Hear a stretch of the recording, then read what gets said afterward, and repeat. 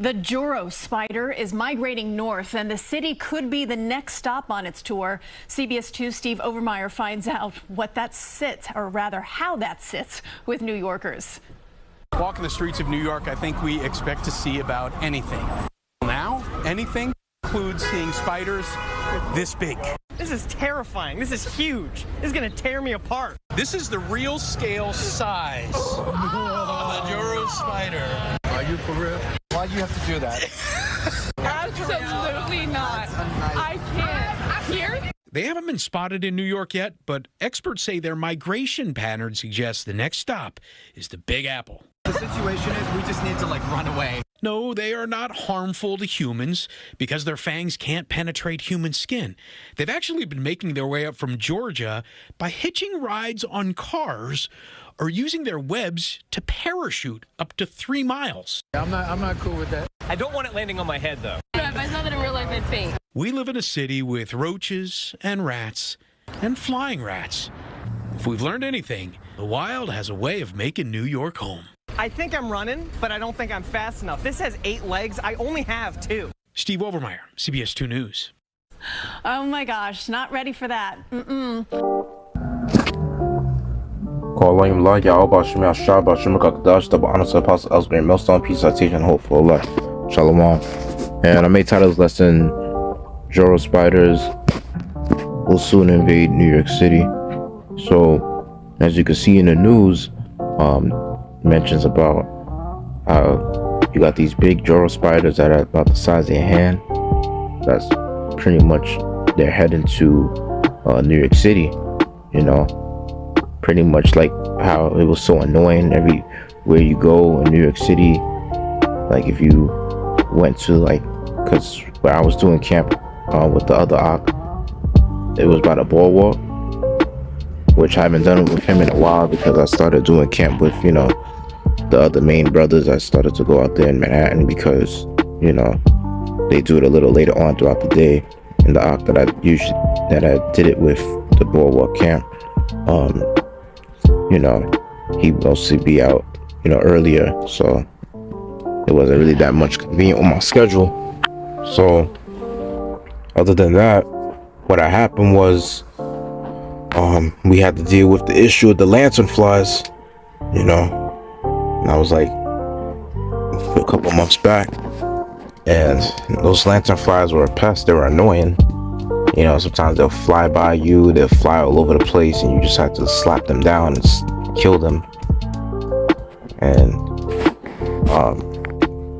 but this time we're talking about spiders. I'm not a spider person either, especially big ass spiders. I don't fuck with that, most especially if they're hairy.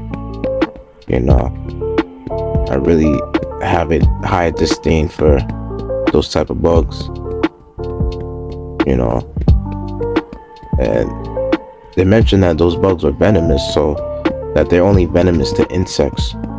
That's what some of the articles, when I was doing my research on those bugs, those Joro spiders, they were venomous to insects, not to people. They say they don't really harm people, but they could be annoying to where they,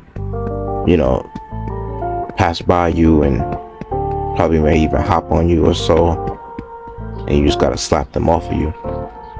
But nonetheless, these are all the plagues of Yahweh Shem Yashar. Little by little he's ruining the plans for these other nations, and for basically just for the whole world in general, having a good time in New York City and things of that nature. So these are the prophecies that's coming to place, and very soon you're gonna have it to where these bug invasions may even just go as far as people experiencing all types of pests in their house. Because in ancient Egypt there was an issue where he did where the Most High had Moses to perform a plague with the locusts. And that's the scripture I'm about to bring out. The precept says in Exodus chapter 10 verse 12, it says, "And the Lord said unto Moses, stretch out thine hand over the land of Egypt for the locusts, that they may come up upon the land of Egypt, and eat every herb of the land, even all that the hail hath left. And Moses stretched forth his rod over the land of Egypt, and the Lord brought an east wind upon the land all that day and all that night. When it was morning, the east wind brought the locusts, and the locusts went up over all the land of Egypt, and rested in all the coasts of Egypt. Very grievous were they before them. There were no such locusts as they, neither after them shall be such. For they covered the face of the whole earth, so that the land was darkened, and they did eat every herb of the field, and was like every herb of the land, and all that fruit of the trees which the hail had left. And there remained not any green thing in the trees, or in the herbs of the field throughout all the land of Egypt.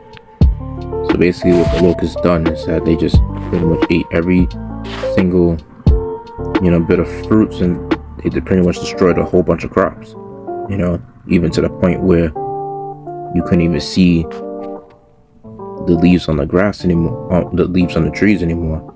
So basically the trees were kind of symbolic to as trees in the winter where, you see no leaves on the trees anymore, and that's pretty much the effect of the pests that the Lord has sent, upon, Egypt.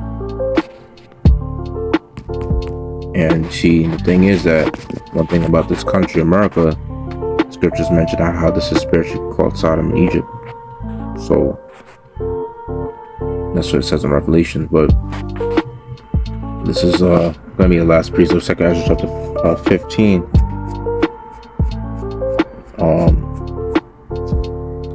Verse 11 says, well, I'm gonna start at verse 10.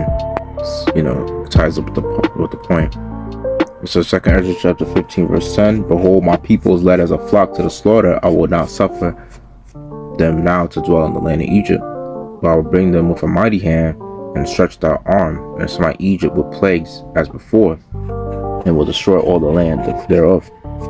So this land is like another Egypt, because Egypt goes to bondage, right? And that's where the Israelites are mainly dwelling, in America, which is the land of our captivity.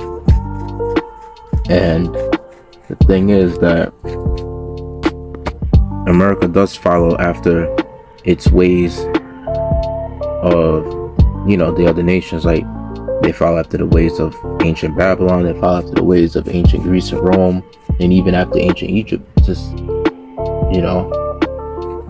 and what the Lord's finna do this time is that when he plagues Egypt, that's before, he's gonna do it a lot worse on this time period, because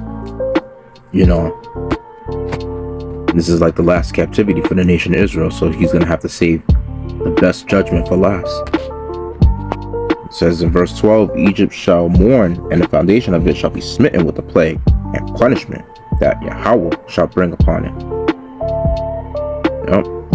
They that till the ground shall mourn, for their seed shall fail through the blasting and hail, with a fearful consolation.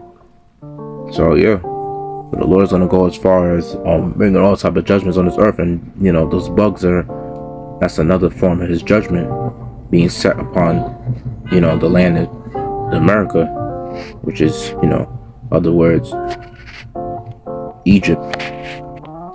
As the Deuteronomy 28 talks about the new Egypt, that's basically talking about America. Bring you to Egypt again with ships. And the scripture even says that, all this, like, I believe in Romans, the 15th chapter, it mentions about how all these things are written aforetime, written for our learning. So, you see, one thing about the Most High, he has, replays of certain prophecies that happened before, because as you see, he mentioned it in 2nd Ezra 15 verse 11, that he shall smite Egypt with plagues as before. He mentioned that he will destroy all the land thereof, because once this land is destroyed, mainly with that thermonuclear missiles, there ain't gonna be no life on this land. It's gonna be like a wasteland. You could read that in the book of Isaiah, the 13th chapter, and even Jeremiah 50 and Jeremiah 51. But other than that, that's pretty much it on that. It's just straight to the point. With that, I'd like to say, call on Allah, Yahweh Hashem Yasharahla, Hashem Kakadash, the honest apostle, I was going to mess up, peace, citation, hope, Allah, Shalom.